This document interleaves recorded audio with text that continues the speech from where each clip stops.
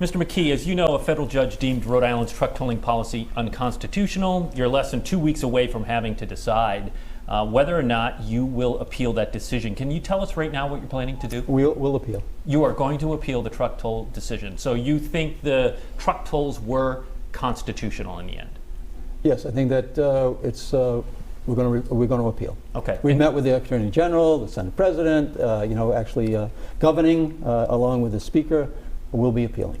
You know, Ms. Kalos, it's easy to criticize what you have done, the Roadworks program, but when that program was announced, more than 25% of the state's bridge decks were deemed structurally deficient. That has improved to 17%. Right. Do you acknowledge that the program has worked? I think that we should invest in public infrastructure. I think public money should go through to public good. So my philosophy is, yes, public money should go to public works projects, not to a Superman building luxury apartment project, not to a soccer stadium for a private developer for a minor league soccer stadium that doesn't exist. I believe in investing in Rhode Island. I have no problem with that. The other thing with the tolls, if we can go back to that, is I would not appeal that decision.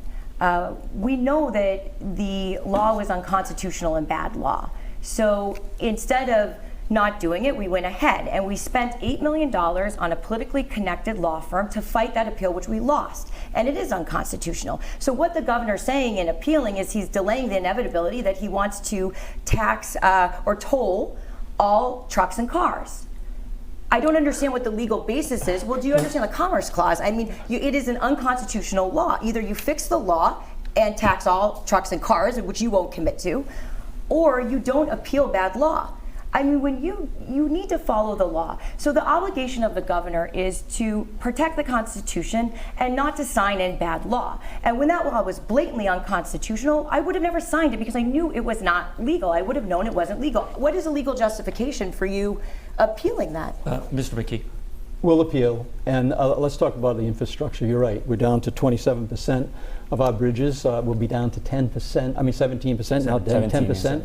We're going to invest, because I manage the surplus, largest surplus in the history of the state of Rhode Island. $100 million, freed up $400 million of federal dollars. We're doing $500 million of road work or fixing the potholes in the state of Rhode Island.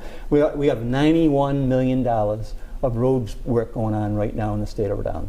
Our plan, the plan that preceded me, I embrace plans that work. That is a plan that needs to continue. Infrastructure is an important part about for our economy and for our livability in the state. So we have